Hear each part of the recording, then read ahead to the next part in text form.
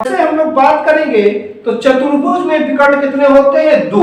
चतुर्भुज में पहले हम लोग बात करेंगे, इसको रट्टा मार लें कि चतुर्भुज में जो विकर्ण होंगे वो होंगे दो विकर्ण होंगे, जबकि पंचभुज में 5 विकर्ण होंगे।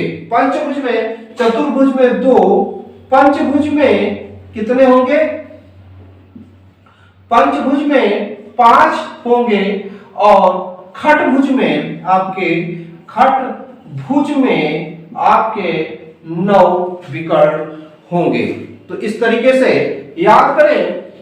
इस प्रकार से चतुर्भुज में विकर्णों की संख्या 2, पंचभुज में 5 और खटभुज में विकर्णों की संख्या 9 होती है। अब अगला हमारा जो टॉपिक है कि हमारा अंतःकोण और बाह्य कोण को संदर्भों को लेकर जरा उसको भी देखें।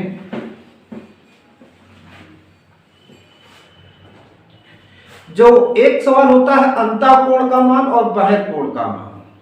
जैसे कि मान लीजिए हम ये त्रिभुज बनाते हैं, जब हम त्रिभुज बनाएंगे तो प्रत्येक अंतःकोण का मान कितना होगा? 60। तो बाह्य कोण का मान कितना हो जाएगा? 120। क्योंकि जो सीधी रेखा होती है वो 180 की होगी। तो अगर हमारा ये 60 है, लाइन खींच दिया तो ये भी हमारा 60 होगा। तो ये लाइन जो सीधी 180 की होगी, तो ये हमारी क्लास ये कितना का एंगल हुआ? 120 का। तो अगर त्रिभुज के अंतःकोण का मान हमको पूछा जाता है तो 60 होगा और बहिर्कोण का मान पूछा जाता है तो 120 होगा। अब अगर हम चतुर्भुज की बात करेंगे तो ऐसे ही कोई हम चतुर्भुज बना लेते हैं और ये इसका ये कोण अगर 90 का होगा और इसको हम सीधा कर दें तो ये भी हमारा कितने का होगा? 90। क्योंकि लाइन सीधी होने पर दोनों बराबर हो जाएंगे।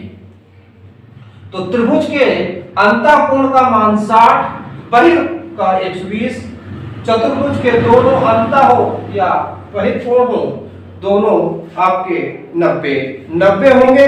जबकि जब हम पंचभुज की बात करेंगे तो पंचभुज हमारा जो होगा वो कितने डिग्री का होता है?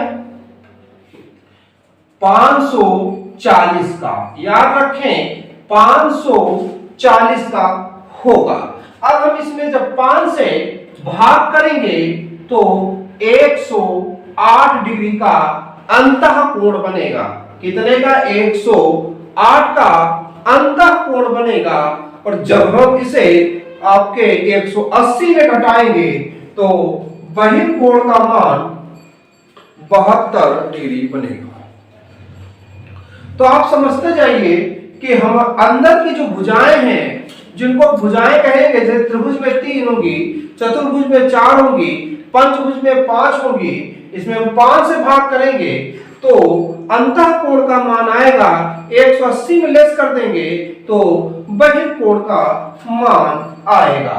ऐसे हम आगे बात करेंगे खटभुज की तो 720 का आपका खटभुज होगा।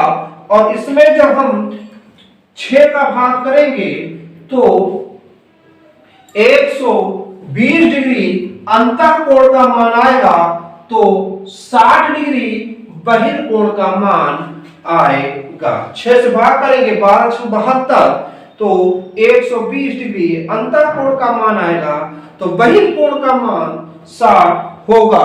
और ऐसे ही हम अष्टभुज की बात करेंगे, तो अष्टभुज कोण का मान तो हम देखेंगे पहले आपका होगा 180 त्रिभुज का, चतुर्भुज का 360, पंचभुज का 540, खटभुज का 720 और अष्टभुज होता नहीं है, अष्टभुज होता है, 7 भुजाओं का नहीं होता, अष्टभुज का होता है। और इसका मान होगा 1080 और इसमें हम 8 का भाग करेंगे तो अंतःकोण का मान आएगा। और जो हम घटा देंगे बाद में तो 180 में तो बहिर्कोण का मान आ जाएगा।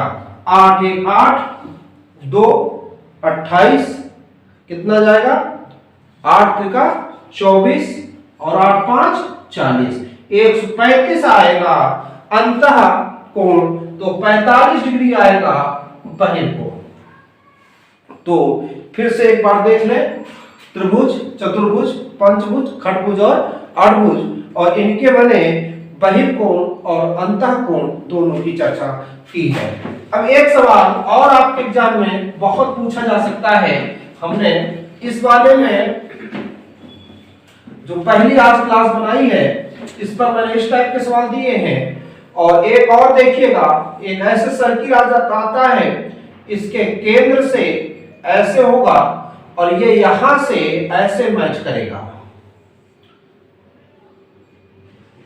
ऐसे। अब इसमें अगर ये वाला कोण 60 डिग्री है तो ये वाला कितना होगा, 30 डिग्री। एक एग्जाम्पल, बस काम खत्म। ये वाला कोण जैसे हम इसको मान वैल्यू कर दें A0 B C, A C B जो है A O B का सदैव आधा होता है और ये उससे हमेशा डबल होगा। बस इसको ध्यान रखिएगा, ये कोण सदैव इससे आधा होगा।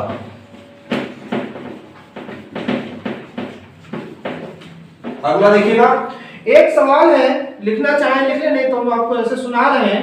इस टाइप का एक सवाल बहुत मिलता है, जैसे कहते हैं कि 13 सेंटीमीटर त्रिज्या वाले, हमने एक सर्किल खींचा, ऐसे हमने वृत्त बनाया, इसमें जो त्रिज्या है वो हमने कहा 13 सेंटीमीटर।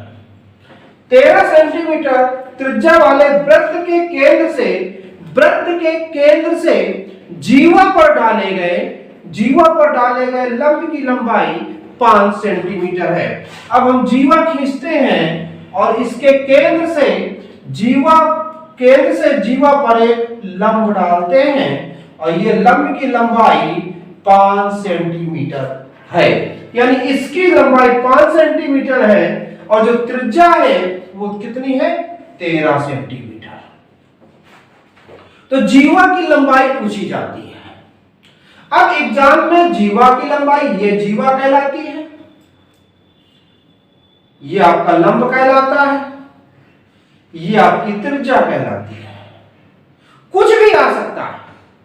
अगर एग्जाम में हमारा ये त्रिज्या पूछी जाती या फिर लंब पूछा जाता, प्रथम दृष्टया आपको क्या लग रहा है, ये पाइथागोरस प्रमेय से सॉल्व होगा।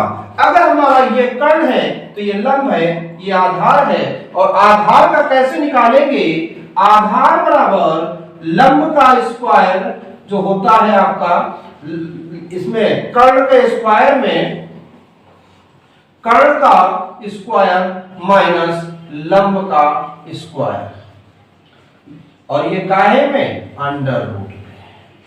अगर हम ये निकालते तो आधार का स्क्वायर प्लस आपके लंब का स्क्वायर और किसमें कर देते, कर्णी में।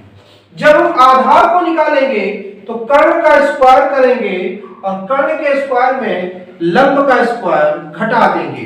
कर्ण कितना है, 13 के स्क्वायर करेंगे, 13 169, और ये हमारा 5 है, 5 25, 169 में 25 घटा देंगे, 144 आएगा, और 144 किसका स्क्वायर होता है, 12 का। तो अगर हमारी ये भुजा 12 आ गई तो ये भी 12 होगी, क्योंकि लंब जो है केंद्र से डाला गया है, तो जीवा की जो लंबाई होगी वो कितनी आएगी, 24। मैंने एक सवाल से कई सवाल आपको बताए हैं। एक तो हमने आपको पाइथागोरस बताने की कोशिश की है। पाइथागोरस में होता क्या है, कर्ण का स्क्वायर बराबर आधार का स्क्वायर प्लस लंब का स्क्वायर। जब कर्ण निकालेंगे, केवल कर्ण स्क्वायर नहीं, कर्ण बराबर, तो इसको कर्णी में ले जाएंगे। लेकिन जब हमको कर्ण दिया हुआ है तो कर्ण में से इसको लेस कर देंगे, उत्तर प्राप्त हो जाएगा। तो इसका इस टाइप का सवाल आने की बहुत ज्यादा पॉसिबिलिटी होती है। मैंने आपको करीब 10 टाइप के सवाल बताए हैं, तो इनमें से एक सवाल कम से कम आ सकता है या और भी आ सकते हैं। प्रयास किया। दूसरा वीडियो आपको कल मिलेगा। धन्यवाद।